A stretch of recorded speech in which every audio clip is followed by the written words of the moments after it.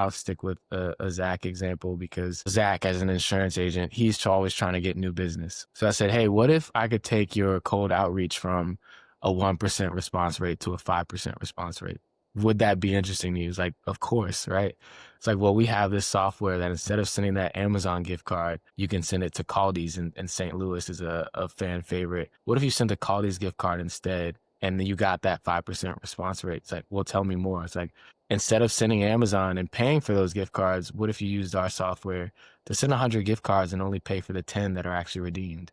Like, so I try to like walk them through this, process of like, oh, I'm getting the response rate much higher. I'm saving money. But my client is going to remember Caldi's over a Starbucks. And so we want to lead with value rather than features per se. Like, I didn't tell you specifically any of the features of the product.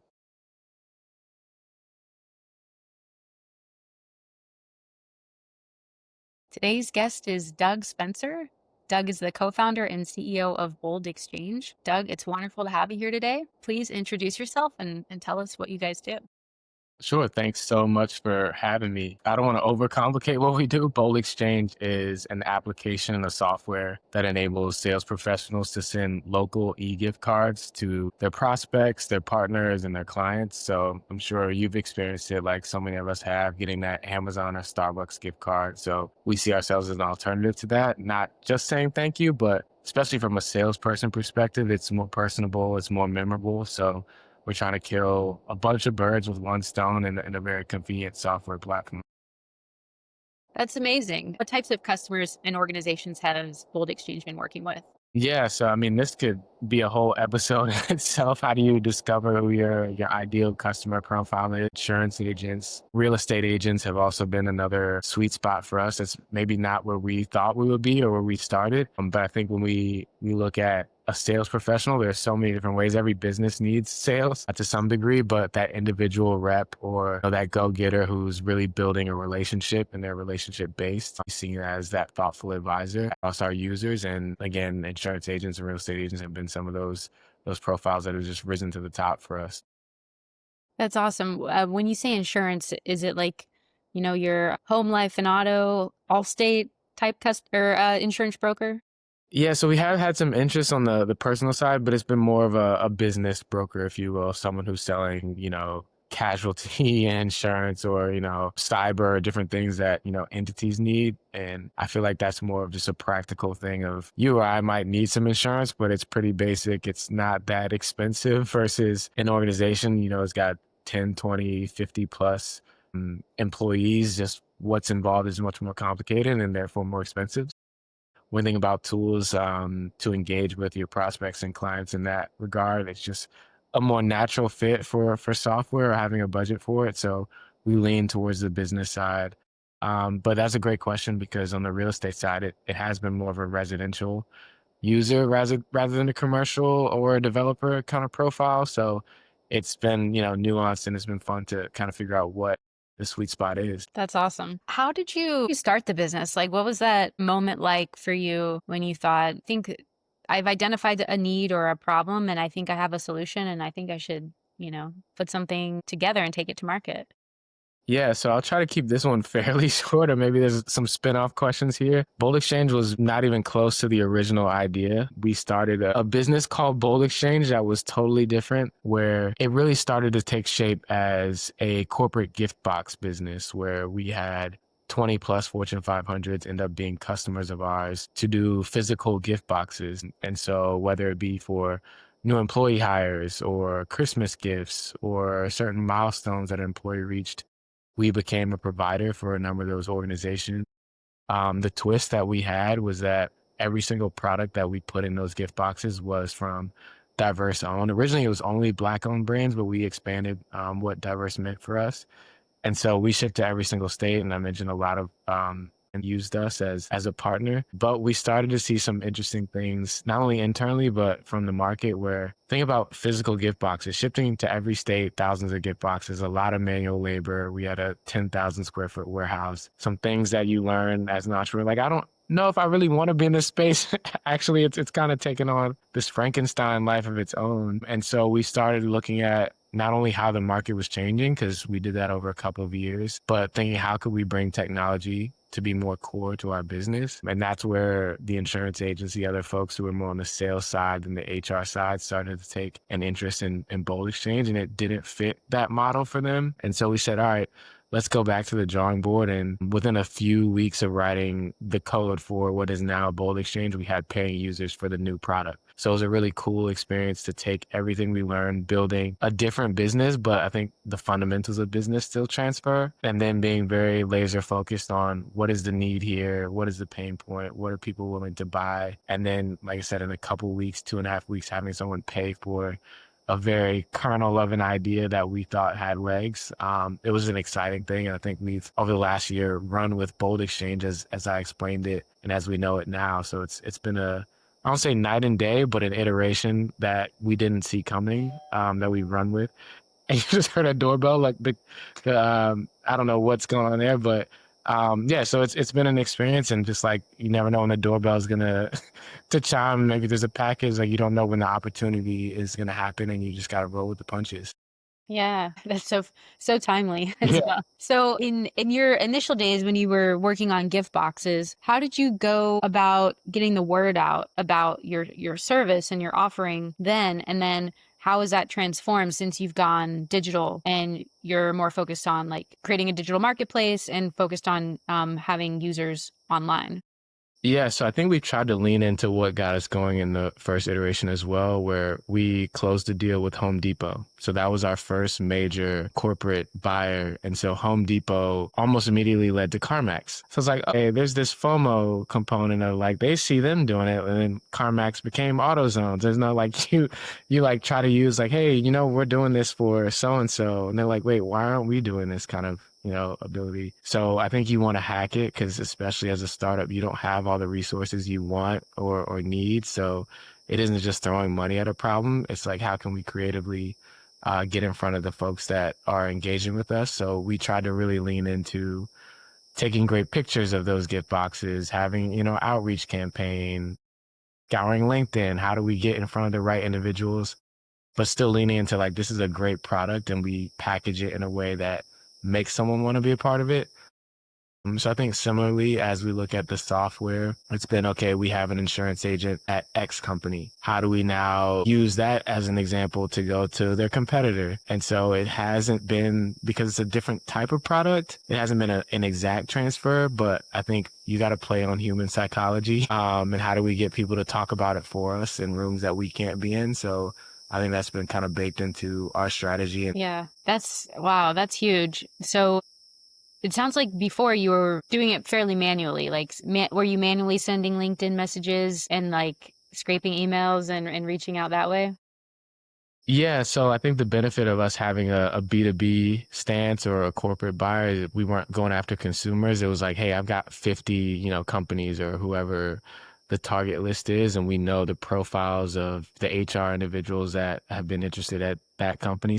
Thankfully, it wasn't a massive list, but it was a cold outreach, or, when we can, if there's a warm lead or some kind of content or some sort of form that someone could fill out. So it was a lot of figuring out the playbook more so than it already being, laid in stone for us. And so I think especially early on, I'm sure every founder has this experience where there is a lot of manual work and rolling up your sleeves and doing things that are tedious. But in the back of your mind, you're like, how can I make this a system? In general, I'm a systems thinker. So it's like, I want to skip the steps sometime, but I think you do have to go through the hard work of rolling up your sleeves at least at the beginning.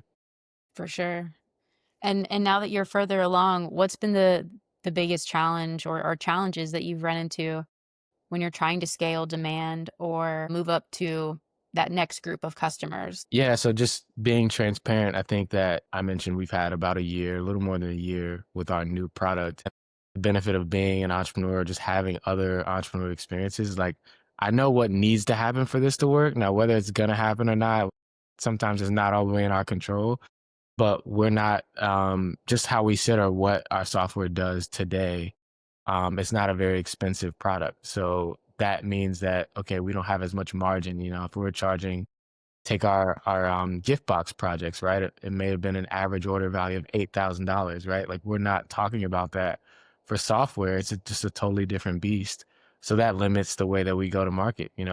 Limit may be the wrong word. Like the context sets how we go to market. So that means more marketing driven or more word of mouth driven, or more podcasts, things that you can do one to many versus one to one works to our advantage. Mhm.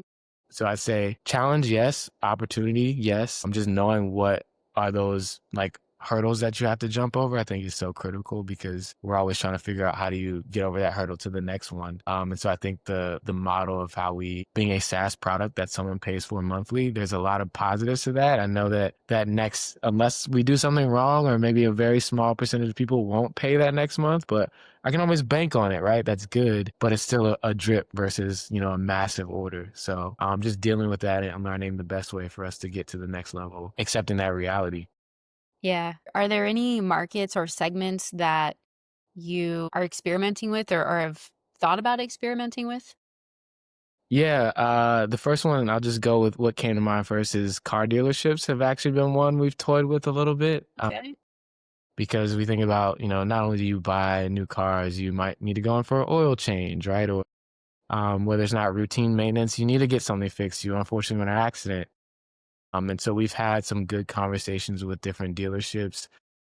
And maybe this circles back to finding that ideal fit. Personally, I don't think that I think it could work, but it's not quite ideal. I would love to figure it out for a number of reasons, but it's just been intriguing that not only people have said, have you talked to so-and-so or have you thought about this industry? And it's like, yeah, there's something there, but we haven't quite made it a priority or figured out what it is, but I could bet that at some point we will. So it's kind of an interesting model, and relationship that in my head. And like you said, you asked a question, that's what came to mind first. So I think there's something to that. Yeah. I think so. I mean, for this, because it seems like virtually anyone could be your customer. Like any business could do something nice for their customers. Like after you said car dealerships, my mind went to like large property management companies that have apartment complexes. Like whenever someone, it's like move-in day, like send them a gift card or something to say, hey, thanks for joining our apartment complex, or like thanks for becoming a tenant. Or B2B SaaS, like you close an enterprise deal, like send your champion, something. Yeah, Yeah, I think there's tons of opportunity. absolutely. We had last year a group of college students at Washington University in St. Louis. They, as a consulting project, it was like, hey, help us consider what might be in the next wave of ideal customers. Like, what are we missing? And that apartment complex was actually number one in their research. Like, you need to be considering this. And I think it's a blessing and a curse that the product can be so versatile. But just from my experience, and I think probably has been some of the wisdom or the principles of startup land. It's like you start narrow, right? Like you lock in, and then at some point, you can go to the next wave, or you hit the first pin and then you have the rest. It's been just trying to be disciplined about that strategy. And I think internally something we talk about is this product, let's make an amazing product as best we can, knowing that it could be transferable. And of course, certain features, may be more important is for certain industries, but the idea is that we are starting not disrespectfully with smaller fish, so that this can be an enterprise solution. Even if we're going at a slower clip to start, it's like, let's get something that we know could work for them as well. They just don't know it yet, but we know. So it has been maybe again a little bit of my job is like, let's continue to motivate the team, knowing that there's this like carrot further out, but we've got to like earn the right to get to that enterprise client as well. Yeah. Yeah. Are you currently running any ads right now? Yeah, we are not. And I think that circles back to what I was saying about just being realistic about what our price point is. And maybe this just goes to my personal philosophy as a founder as well. It's like, I think, and everyone has to make their own decision. If you do raise capital, how do you put that capital to work? I think advertising, or, it's a lot easier to do once you've got the funding, but even still, I think it's a decision to make. Would you rather build your in some of those assets that I think can continue to give versus, knowing that every dollar, or hopefully you do it profitably, or you're okay with not doing it profitably for a while. I think that's a philosophical question where I'm a little bit more hesitant than most to lean heavily into ads, even though I think that's kind of where I got my start entrepreneurially, was running Facebook and Instagram ads for folks. So yeah, I think that we, for this project, have been a little lighter than even Bold Exchange has been in the past, just trying to find like that idea before we try to, I say pour gasoline on it, if you will. Yeah. Yeah, I think that's a good way to start. Yeah, and going back to what you said about like being super narrow, I think that's also a really good way to start as well. I've seen a lot of entrepreneurs, founders, they start narrow, like very, very early days, they start narrow and then suddenly like the area of focus gets bigger and bigger and there's more use cases. It's because like you're getting interest from all of these different places and you want to say yes, you want to help everyone. But at the same time, you're kind of getting away from like your core offering, your core solution, like with that one or two things you're really good at. And it's super distracting and it ends up slowing you down. So I think that's really like smart on your part to stay focused and to scale appropriately and accordingly. Yeah, I think that, like you said, it's so hard. Something that I am a software developer, so like being creative, I want to build, right? Like you want you want to make things happen, but it's like, wait, why are we building this again? There's easy to have that scope creep or have a lot of bloat in the product. And I think something that helped us as a team is that, fortunately for us, our second user ever became a power user.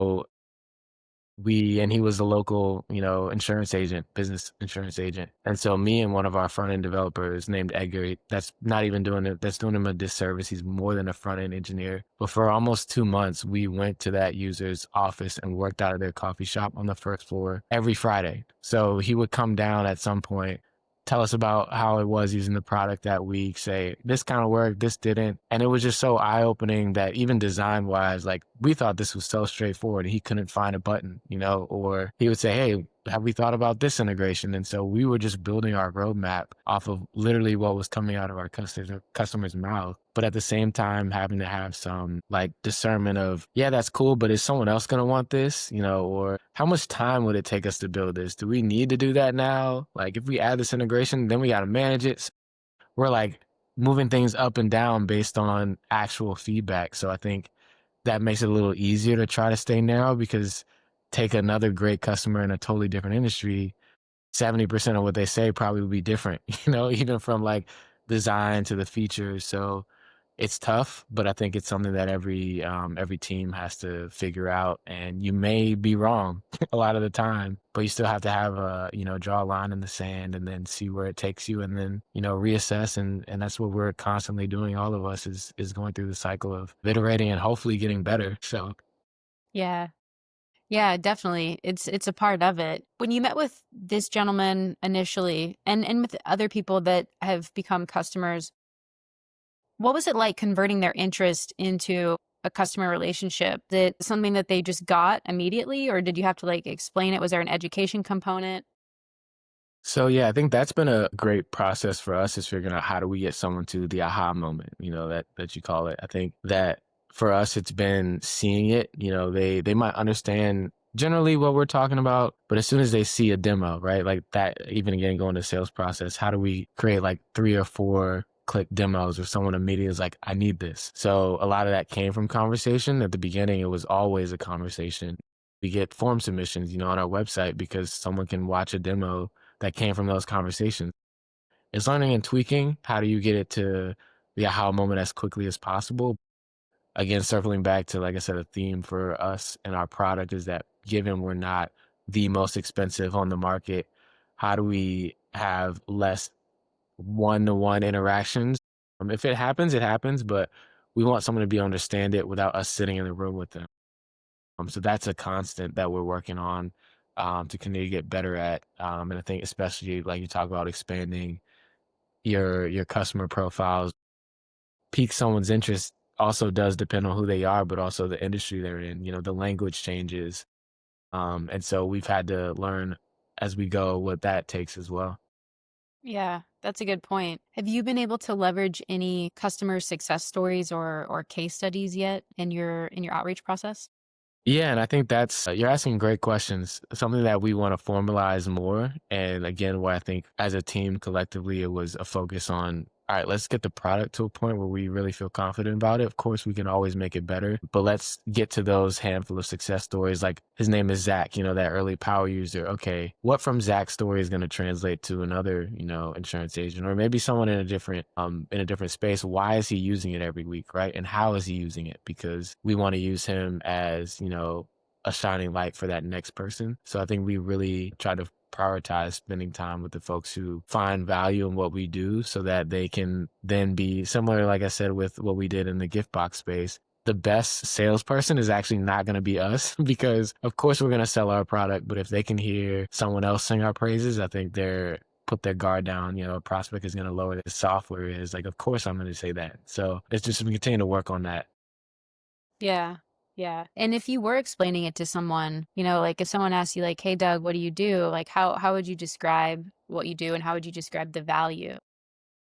Yeah. So again, I think it's so contextual, depending on who that person is. Yeah.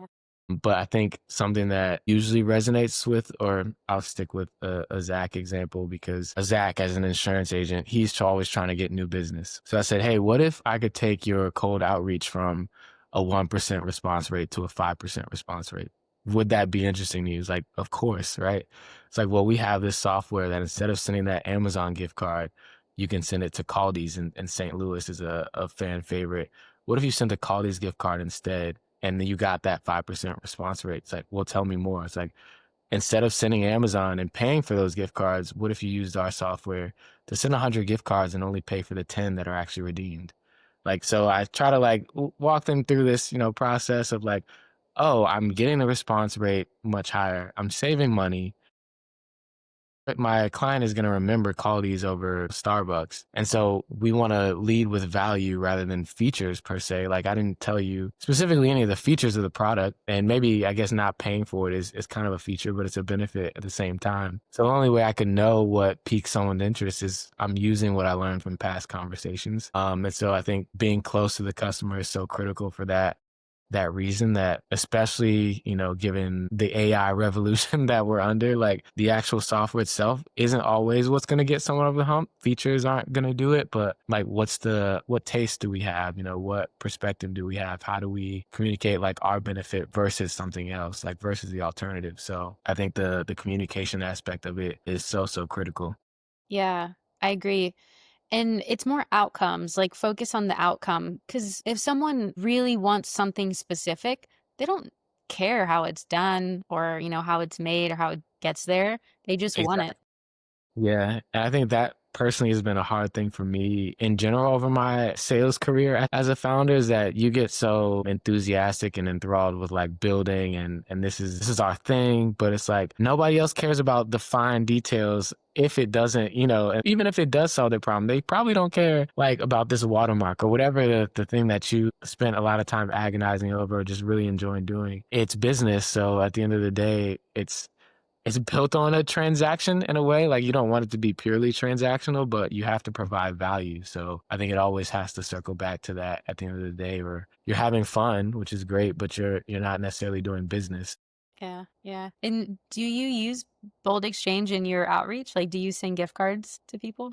Ooh, I think it's ebbed and flowed how much I've done of it, but I absolutely do. I think it's like dog fooding the product of Yeah. to test it out, like give it a try for yourself. I was like, whoa. And so I think that as we think about like word of mouth and spreading, like someone who receives a Bold Exchange gift card also becomes, or can become a champion, a user themselves or like, hey, have you ever heard of this thing? So we do benefit from that as well, of like the sharing component of you're sending a gift card to someone else and they're coming into our platform and getting to experience it on their own as well. Yeah, yeah, very cool. And dog fooding is super important. Not enough people do it. Yeah, it's easy to forget, like, you're trying to do so many different things at one time, and even like I said, I sometimes I'm better than others, but I try to remind myself, like, "Wait, you've got a built-in way to kind of expose people to it, so I should use it." Yeah, yeah, exactly. Well, last question for you, Doug. If you had a magic wand and could change anything about your marketing or your growth engine or like go to market tomorrow, what would it be? Well, of course, the obvious answer would be like just having the sales, right? But I would say, I'll just put a number on it, having 1 million followers across our platforms, whatever those might be, just because we've been touching on it, just the human component of sharing and communicating, whether it's like reducing the need to do the paid outreach, it's a part of it, but not having to per se. I think that having a large audience that understood the product, understood the mission, understood why it's important. Like, so I think that would probably solve a lot of problems. Not everything, but it would be a nice base, I think, to continue to build on. So if I had to pick something that wasn't purely revenue related, it'd be like having that built in following audience already. So we'll get there. Yeah, you will. You will. Well, awesome. It's been a pleasure to have you. If anyone wants to reach out, learn more about you, learn more about Bold Exchange, what's the best way for them to get in touch? Yeah, I would say connecting on LinkedIn. That's probably my home base. Doug Spencer, said founder, CEO of Bold Exchange. Also, they could visit our website, boldexchange.com. That's BOLD, the letter X, like changing your pocket.com. Those are probably the best ways. And Doug at boldexchange.com is my email. So they can also reach out directly if they would like. Awesome. Hopefully someone will, and hopefully get some customers out of this. Thank you so much. Thanks for having me. My pleasure. Thank you.